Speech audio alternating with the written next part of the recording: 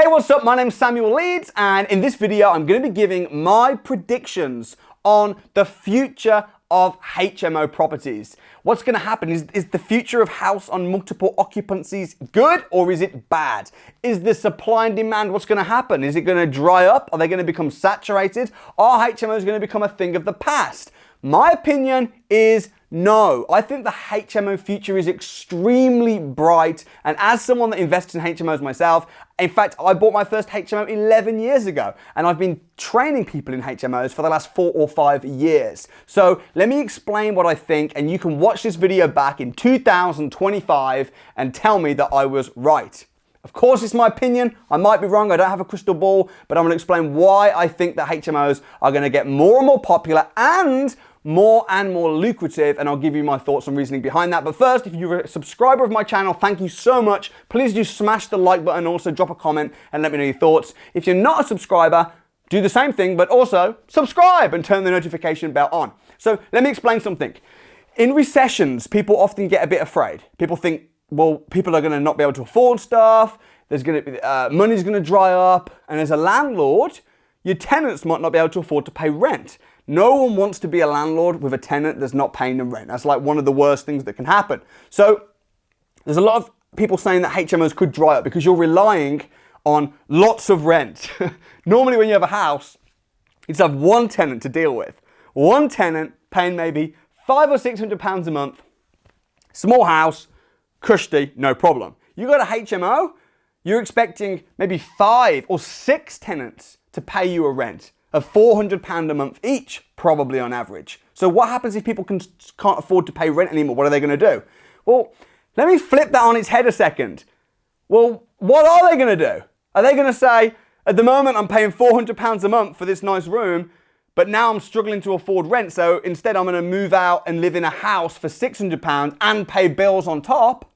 No! Listen, in recessions, rents normally go up, not down. And in recessions, people look for ways where they can save money. So if people haven't got money and they're struggling and they're trying to save costs, which they are right now, people are trying to save costs, what are they going to do? They're going to try and find ways of bringing their costs down. And HMOs, as a product, as a service, and be under no illusion, every business is all about supply and demand. Property investing is a business. Your house is your product, your tenant is your customer. So HMO properties, you're offering a service where people can rent very affordably, have their bills included. 2020, I tell you what sells more than anything, convenience sells.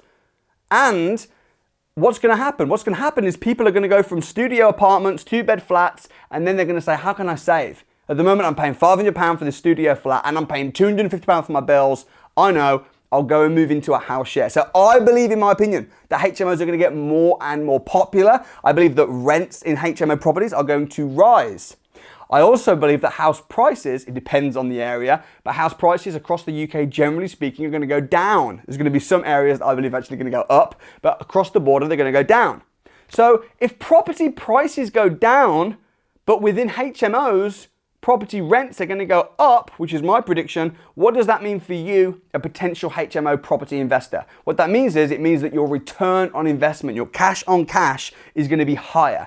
So previously, where I've been teaching how you can achieve 20% return on investment, I believe that what's going to happen over the next 6, 12, 18 months is it's going to become easier to achieve that and potentially even achieve 25% return on investment. Which means that instead of having to wait 5 years to get your money back, you're going to have to wait 4 years, which is a really good thing. So that's the rent side of HMOs. Also, this is really sad, but divorces are spiking at the moment.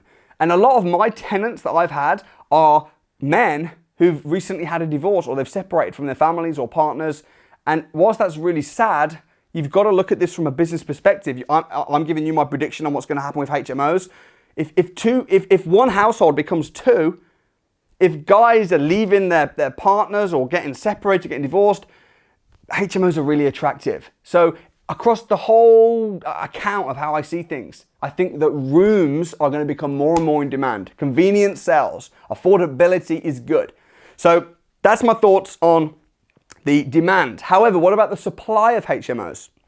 they're bringing in something called Article 4. You've probably heard about me speak about this before. Article 4 is a restriction that the council's put in place that says that you cannot buy a property and then turn it into a HMO.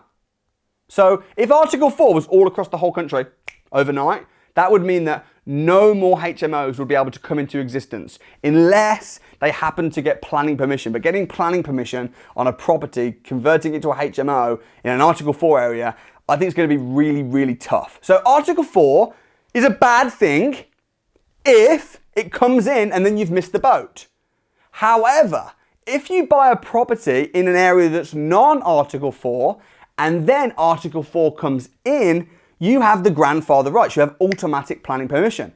So my advice would be, not only is rents going to go up and generally property prices are going to be going down, but when you buy a property and it becomes Article 4, I think what's going to happen is, because no other houses can be turned into HMOs, what that does is it caps the amount of HMOs. So what does that do to the value of your HMO? It means that your property, the value of it, is going to go up.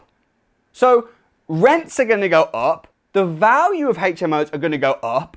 So the only danger is with HMOs is not buying a HMO now, waiting a few years when Article 4 is everywhere, and then missing the boat. That's my opinion. So if I were you right now, okay, and you're looking at buying a HMO, I would suggest find a HMO in a good area. Speak to a HMO management company, make sure that it's going to rent well. I would make sure you're getting a good return on investment, make sure there's no Article 4, and buy a HMO property. Of course, you've got to do your due diligence, you've got to do your checks, because my opinion is that rents are going to go up. When Article 4 does come in, the value is going to go up. You might think, well, what about legislation? Are they going to bring in more legislation with HMOs? I can't see that happening. HMO is already very, very regulated, and the rules basically say this: if the property's got 5 or more people in it, you need a license. If there's less than 5 people in it, you don't need a license. That's the general rule of thumb.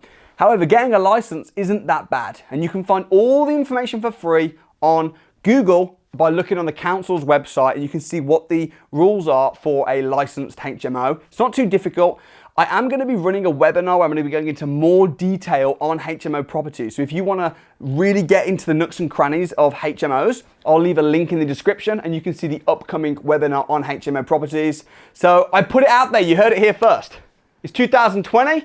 I want you to look back on this video in 2025 and you'll be able to see that rents have gone up, HMOs have become more and more popular, HMO values have gone up, but Article 4 is going to be probably in 2025, it's going to be, I've covered the whole country, and it's going to be really, really hard to get in as of 2025. So now's the opportunity, now's the time.